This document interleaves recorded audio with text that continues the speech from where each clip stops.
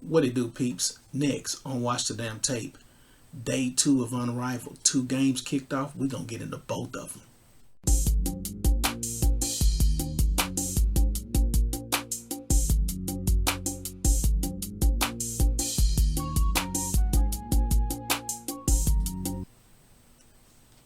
First game of the day was the Phantom Basketball Club going up against the Laces Basketball Club. The Phantom Ball Club with Alyssa Thomas and Kayla McBride going up against the Phantom Club with Brittany Griner and Sabrina Ionescu. The Phantom Ball Club lost this game 86-48. This one was a laugher. They came out the gate. Leading scorers for the Phantom were Sabrina Ionescu with 18, Satu Sabali with 11, Natasha Cloud with 10. They shot poorly. That was the main reason why they took this L. They shot around 30-something% this game. Let me get the exact percentage, because I want to be accurate.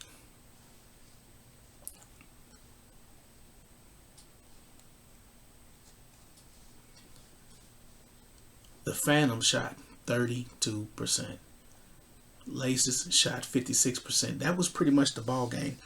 Alyssa Thomas, everybody that played for the Laces got into double figures. Alyssa Thomas with 18, Kayla McBride with 28, 10 of 15 from the field, 7 of 15 from the 3-point line. Kayla McBride was killing.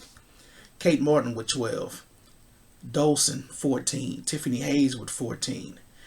Jackie Young, DNP, didn't even need her. They shot 44% from the 3-point line. A lot of turnovers. The Phantom, they played, if you ever played NBA Jam and you played with the Milwaukee Bucks, or I think it was the Milwaukee Bucks, played like Brad Lohaus and Blue Edwards. Or if you had to play with the Knicks and you just played with 2 bigs, you played with Charles Oakley and Patrick Ewing, and you're trying to shoot threes. That was basically the Phantom. Brittany Griner hit a 3, then came down and was feeling herself, and then shot an air ball. There was a lot of air balls on both sides in this game. A lot of sloppy play, a lot of air balls, a lot of turnovers, especially by the Phantom. The Laces played like they've been playing forever.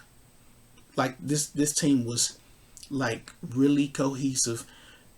Pick and roll, give and go, easy baskets. They were running circles. The sets they were running sets around the Phantom. Definitely the better coach is with the Laces. The Phantom's coach, he needs some help. They played unorganized. I know Sabrina Ionescu just joined the team. She had that surgery on her hand. But they played sloppy. Real sloppy basketball. And it showed. I mean, it showed in this game. The one thing I did notice in this game, they showed a lot more of the crowd. They still they still got a little bit of the victim narrative that goes in. Lisa Leslie was a lot better on the commentary. She cut down on I don't even think I heard the boom boom room thing today. I didn't hear that much of in your bag. It wasn't so much hip hop slang talk. It was more structured analysis from a color analyst, how it should be. And the play-by-play guy was a lot better in these games than they were the opening night. Opening night, I guess they got caught up in the moment, but I'm pretty sure they heard feedback like, dude, y'all need to get back to the game instead of doing all the like y'all are sitting at a bar, drinking. But that game was over at halftime. It was 50-29 at half. 23-11 after the end of the first quarter. the Laces, they just play good basketball. It was good to see good basketball being played on that one side. Defensively, the Laces got the better defense. Alyssa Thomas was hounding the hell out of people all over the floor. Even at she's in her late 30s, still got a motor. Still got a motor. One of the best players when you take out the negative stuff that came with the Connecticut Sun. One of the best players in the WNBA, but definitely this team is going to be one to watch. That second game, the Lunar Owls and the Rose, this was a real competitive game. Both teams shot over 50%. The Lunar Owls got the win 79-70. Leading scorers for the Lunar Owls, Collier with another big game, 31 points. Alicia Gray with 21. Courtney Williams with 10. Skylar Diggins-Smith, she cooled off this game, 9. And Shakira Austin with 8. The Rose, Angel Reese shot 50% from the field, 12 points. Chelsea Gray had 14. Sykes had 13. Kalia Copper had 14, and Azura Stevens had 17. Everybody balled out. This was just a couple plays here and a couple plays there was the difference in this game. Angel Reese was getting guarded a lot by everybody. Nafisha was even guarding Angel Reese, and they were putting people on Angel that were as quick or quicker. And in space, Angel was getting exposed. You're going to see a lot of that in this league. People are going to get exposed. There was several times where Shakira Austin would just have mental lapses and give up easy baskets, trying to help out and leaving her man, and they just do a backdoor pass, and it was just automatic. But they held on enough defensively to get the win. The Rose, they're in trouble. They got great guard play. They got Kalia Copper. They got Chelsea Gray. Chelsea Gray was doing no look over the head passes. Like I said, this was a good game. The refs got involved a lot in this game. Bogged down the play. There was a play at this second night in a row where there was a play that was unexplained. This was just a delay a game for some reason, and you never really got an explanation of why it happened. They just paused the play, looked at something, determined something, and then continued to play. And the refs got in this game a bunch of weird calls at weird times and slowed down the vibe. They showed the crowd a little bit in this game. I still don't see how this stadium holds 850 people. The crowds look sparse.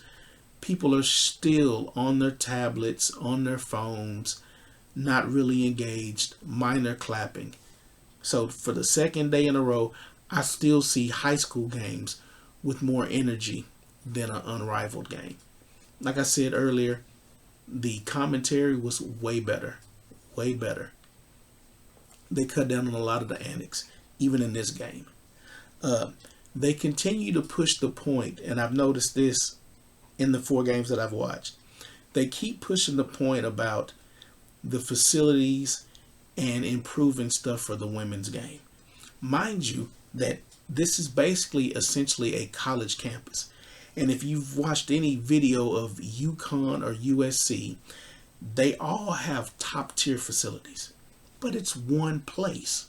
So yes, you can have a world-class gym, saunas, amenities for women with children if you got it in one spot, and the entire league gets to benefit from one place. It's basically like being at a resort.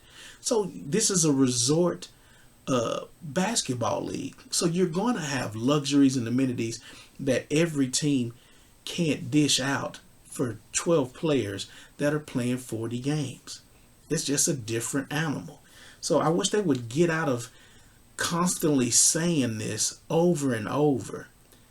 It's going to be funny when it comes down to negotiating for that contract in a couple months, and how all this stuff comes, all this blowback that they keep pushing out. And it's really like a media narrative, because every broadcast, Lisa Leslie and Ali Force constantly go and they go back and they take little digs. It's real interesting to watch. Every time they do an interview, Ali Force is constantly talking about the amenities and the perks and stuff, and trying to get somebody to say something about the WNBA. It's very weird how they're doing this. But that's just something I've noticed the last 2 nights, and we'll see if it continues. What do you guys think? Did you guys watch these games today? Or are you even going to watch them, period? Let me know in the comments. New subscribers, appreciate you rocking with me. Thank you for jumping on board. Old subscribers, thank you for continuing to push me to make content. I'm enjoying each and every day trying to come up with new ways to come up with more content and cover more topics. Like, share, and subscribe. Hit that bell for any notifications of any videos I upload. And as always, until next time, folks, peace.